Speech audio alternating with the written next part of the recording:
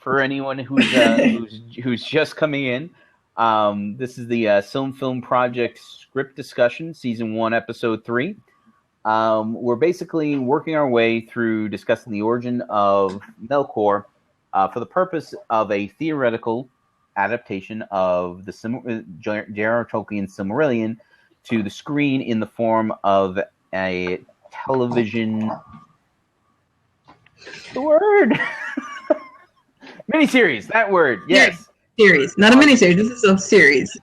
Well, yes, but a television series. But the idea of it, anyway. But so, welcome anybody who's there. I have links underneath the video for Mythgard.org and forums.signumuniversity.org, where all of this discussion is taking place.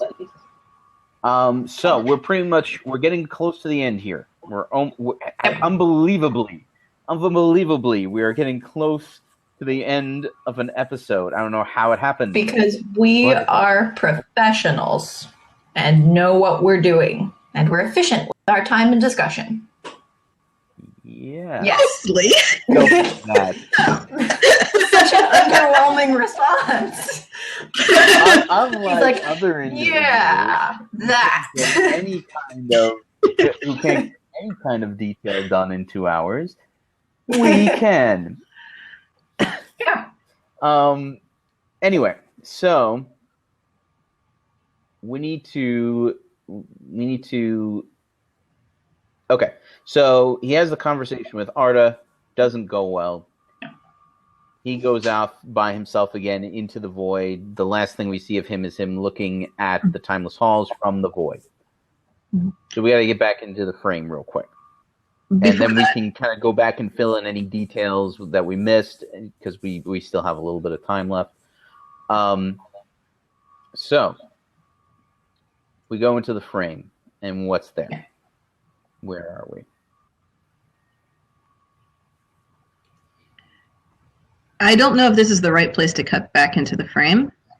Okay. What else do we need? Okay. We're not going to re-show the music of the Ionar. That's not going to happen. No. Mm-mm. So I can see how a cut would take care of that and be like, and then the music happened, like we talked about 2 episodes ago. Right.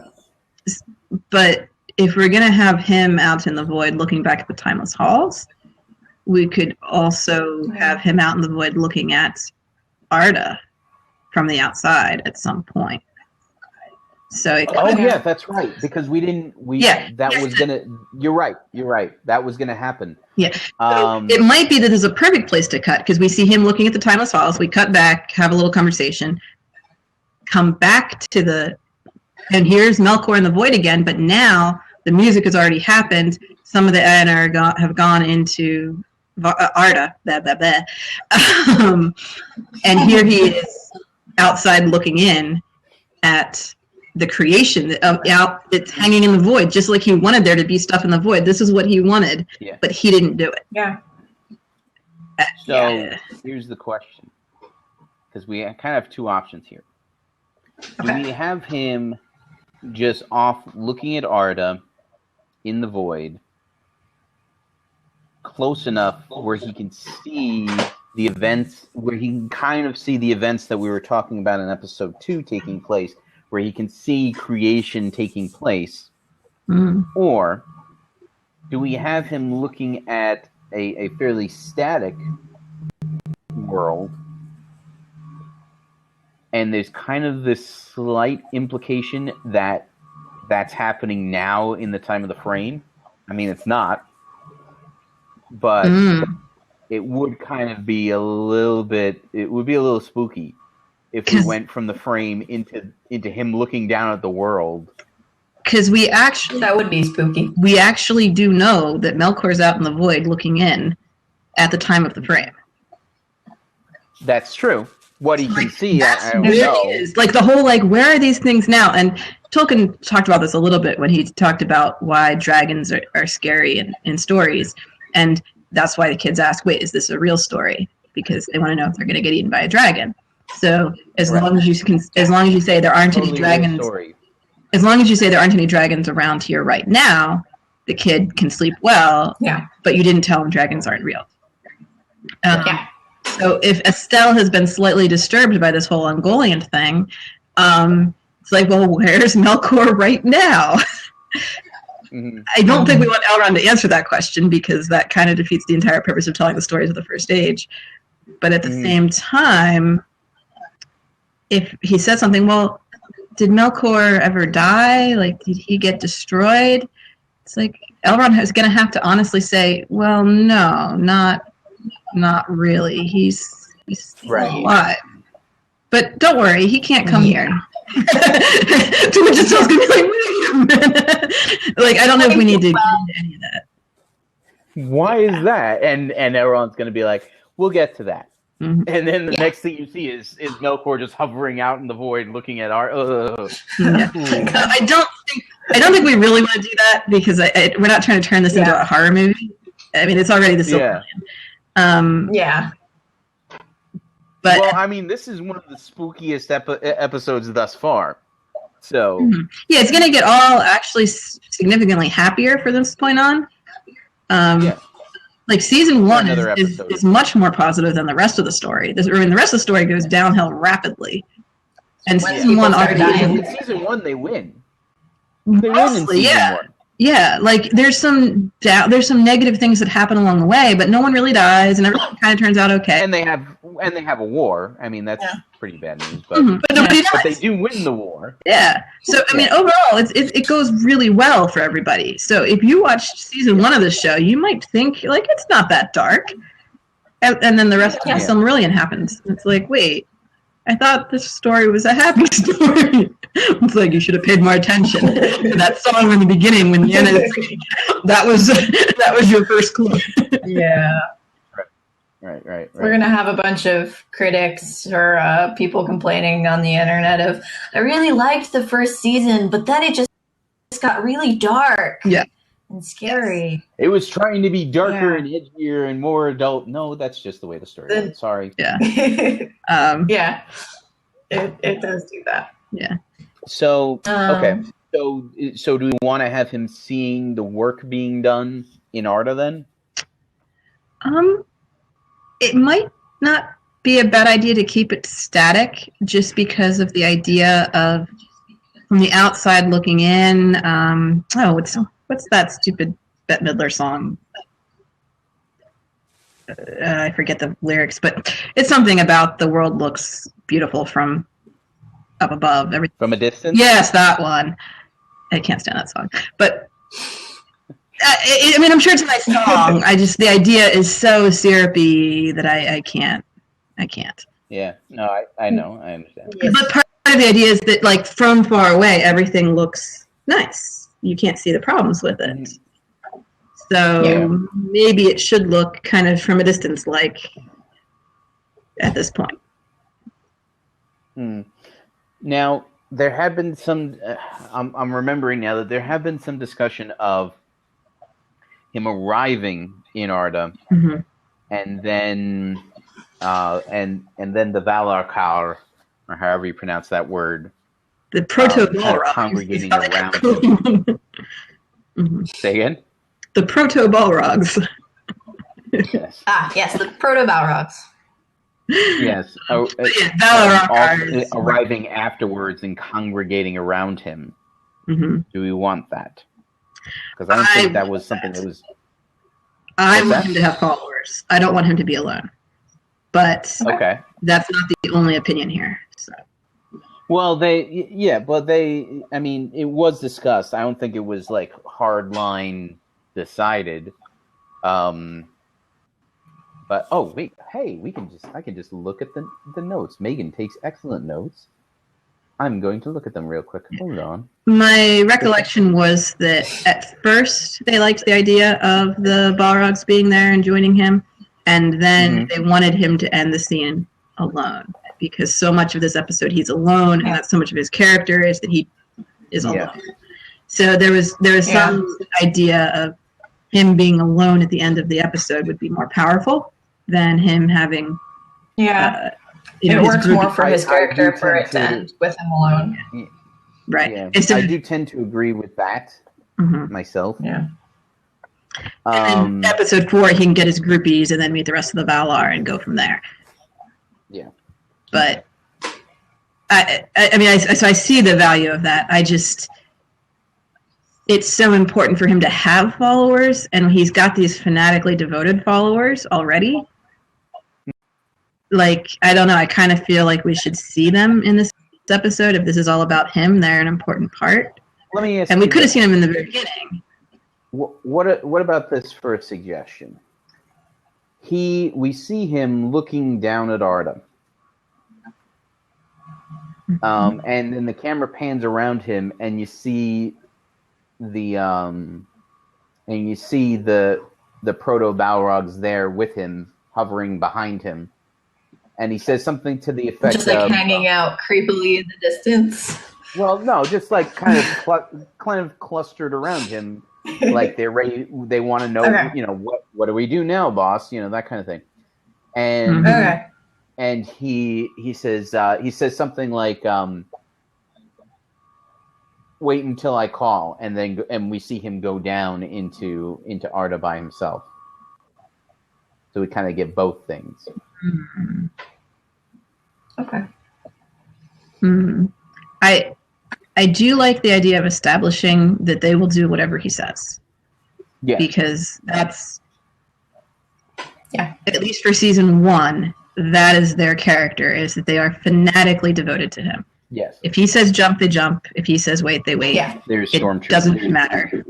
Yeah. Right, but his brown shirts. Yeah, but they're very willing to just do whatever. So they're good minions. Yeah. But to a point that we're going to see other Valar-Maiar interactions where the Valar's the boss and the Maiar are the little followers, the worker bees. But it's not going to be that level of... Same. Yeah. So we want it to look very different. And we see people have differing opinions. We see Aule have differing opinions with his guys. We see Olmo having a problem with Asa. We're going to see that the Valar do not have control over their Maiar in the same way that Melkor has control over the Valar. Yeah. Right. Like this is a posse. And the others don't have posses. Yeah. And I think the Balrogs have this potential to give off a very sort of vibe, this charismatic leader that they're slavishly devoted to. It's not the same relationship as co-collaborators, and you have Michelangelo with his students who are also talented. It's a more creepy, Manson kind of stuff, slavish kind of, Okay. So do we have, how much do we have of Melkor and Arda then? So we have him go down to Arda alone. Mm-hmm. And do we have him do anything there?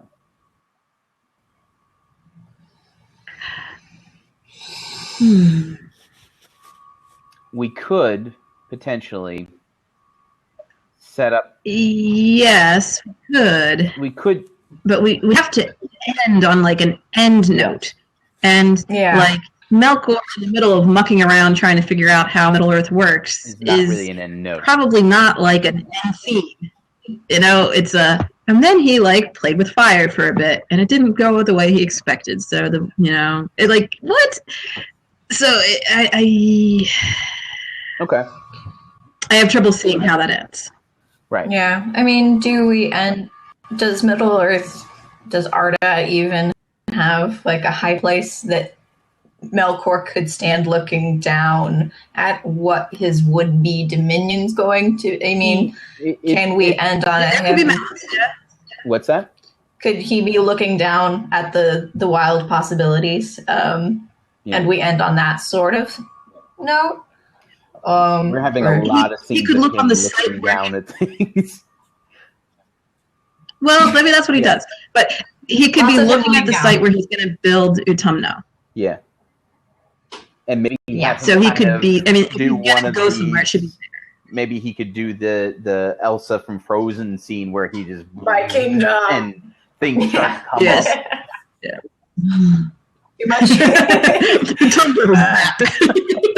Maybe not. Maybe that would be goofy. But I mean, we can. If we're gonna have him do something, it should be. Yeah. Yeah. Yes, that can be the outtake. And now I make Utondo. But maybe. Yes. Maybe have him do some kind of lava thing. I don't know. Like, have him do something to display his raw power. Okay, so he lands, right?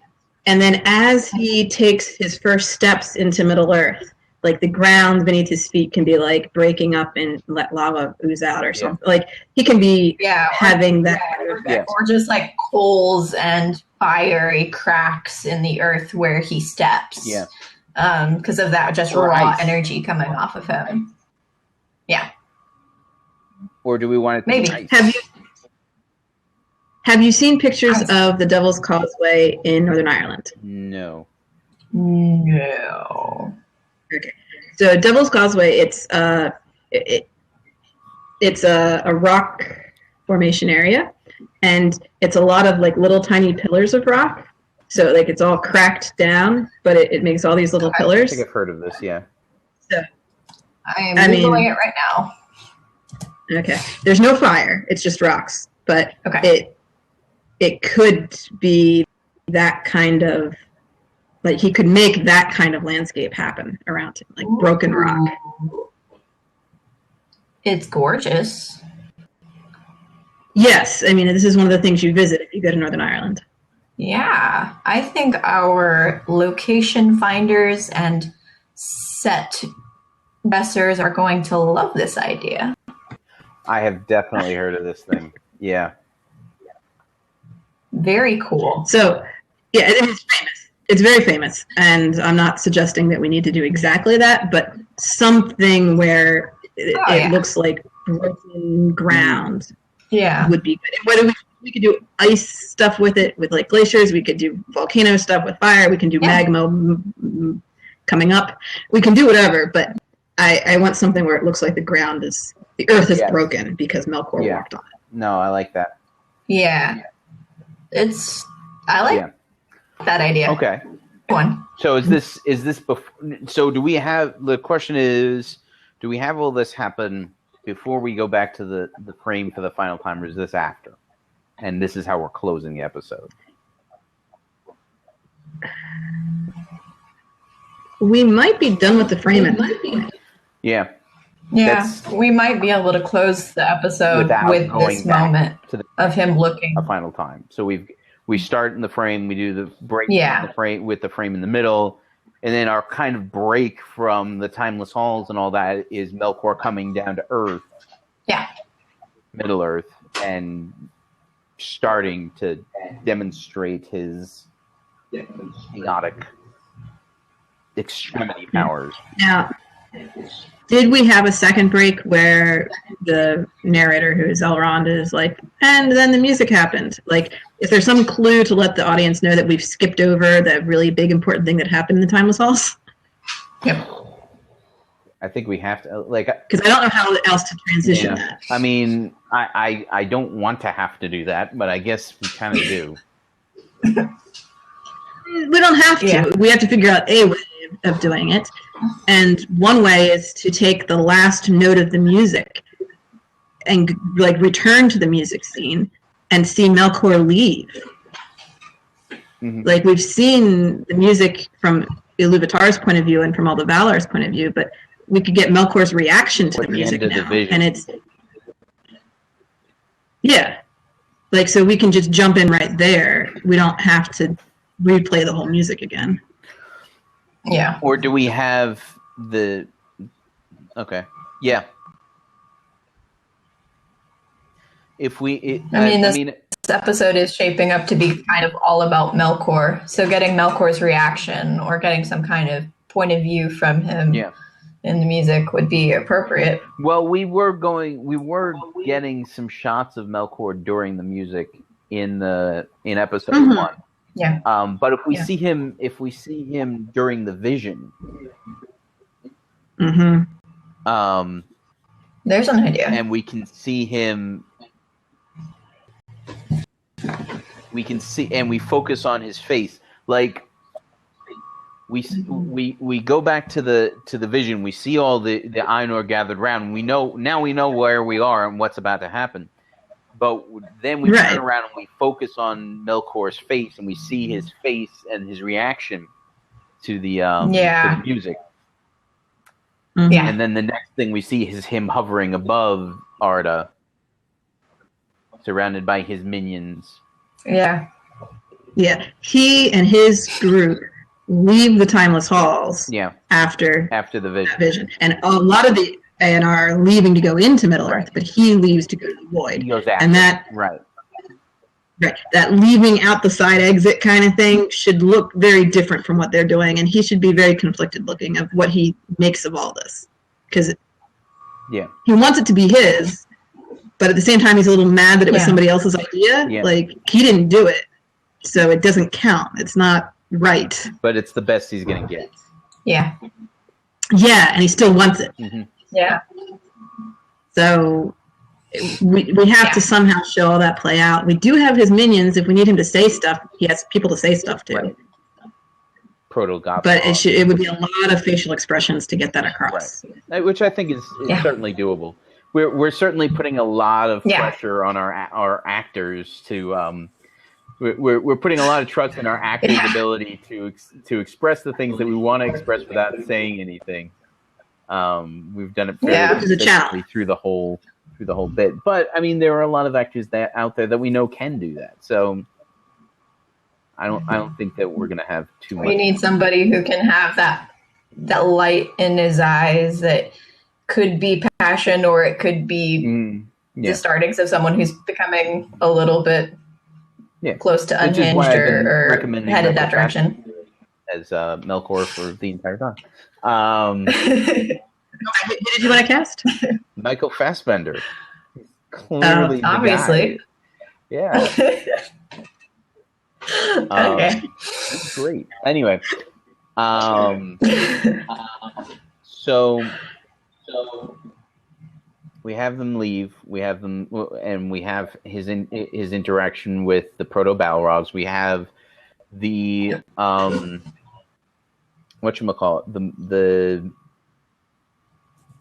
the descent into Arda. His descent into Arda. Is there anything that we want to, because it's getting on to 8:40 now, is there anything that we want to go back over at this point? I have one thing a little far back about the thing that little Estelle breaks while playing. Mm-hmm. Yeah. Mm-hmm. Would it be too cheesy if it was like it was Elwing and her true love and it breaks separating them too much? I mean, I'm heavy on the romance there, but well, that's a great it would work later when the audience sees their sad story and the separation, and they're like, oh, that's who that was. That's sad. And all the if it's too much, that's okay. I feel like we should throw lots of stuff in that doesn't make any sense at the time, but will make more sense later. Yeah. And that's a perfect opportunity to. Everyone will understand if something breaks, you're upset that the thing broke. Yeah. You don't need to know who it is or the significance at first. Right. Yeah. Just like if Gilran's going to bring up, why are you talking about Melkor? You know how that went in Numenor. Yeah. Like, the audience doesn't know how that went in Numenor. Mm-hmm. So the fact that she knows and Elrond knows doesn't mean that they've explained themselves. Right. So they can have their argument that makes sense without us knowing the backstory. And then when you get to the backstory, it's like, oh, that's what they're talking about. Yeah, that was a terrible time. Yeah. Okay. Because Tolkien does that throughout his stories consistently. Yeah. Always references to things that you don't really know the full story of. Yeah. And since we're telling the original stories, it's hard to do that. So we have to do the references backwards. Mm-hmm. Where someone in the frame mentions something that's going to happen later. I also want to do a spin-off. I thought about this on my way home today. I want to do a spin-off that's the story of the Rohirrim. Because we're definitely, like, there's no way we're covering that. There's no way. And to just see the Rohirrim cycle, like, that would be Obviously. Here you go. We do know that Aragorn, who is apparently one of our main characters, spends time as Thornhill, being a rider of Rohan and hanging out with Denethor's dad. It's in the text, Bellion. man. That is an invitation. We can just take that one sentence and run with it. That's a whole series right there. We could use the adventures of Aragorn to be more frame for more story later, and then work in the history of Rohan and the history of Gondor in those segments. Absolutely. Yeah. So, I mean, I don't know how much we're going to use Aragorn, but I'm thinking we're going to use him as much as we can. So, yeah. So, do we think we have this wrapped up? Is that possible? We are. We left some things. Professionals. What? Well, we left some. Well, what have we got? There's some polishing to be done. Well, yeah, but I feel like a lot of the polishing we can do in the whatchamacallit, in the outline as we go over it. Yes. By breaking this up, it's going to be a lot easier for me to go through and kind of black out the outline in text. Because I just didn't want to watch the 4.5 hour video to do that. I had to kind of just work from memory. Very kind of you. Very considerate. Good job. Yeah, thank you. I'm gonna have to do the rough outline for this, and then go back to working on the more detailed outline of episode 1, which I'm still in. I kind of wish we had. Is she frozen for you? Oh, she moved. Yeah. Okay, all right. There she is. Yes. I wish we had a storyboard artist on retainer who we could be like, can you block this out for us visually and see if it might help us make sense of it and make sure it's going to work. Because some things make sense on pages that don't. Learn to draw for reasons of that nature, but I just don't have the patience. I really don't. Yeah, you don't want me drawing anything. No. I can draw out set designs. I can do some that. of my artwork laying on the floor. Okay. So architecture's kind of your thing? Well, I mean, I originally went to school for aerospace engineering, so like I can do a technical drawing, kind of. I've also spent a lot of time doing dungeon maps for tabletop role playing games, which is actually more or less the same kind of thing. You actually are designing a set where a scene is going to take place, so it's not that far off. Okay. Well, yeah. I'm gonna stop the recording at this point, unless there's anything else that we want to get into real quick. Okay. All right. Cool. All right. So this has been the SilmFilm Project script discussion, season 1, episode 3. Anybody who has made it this far, thank you very much for watching. I'm gonna have links in the notes for anybody who wants to check out what we've been doing. Thank you very much. Have a great day.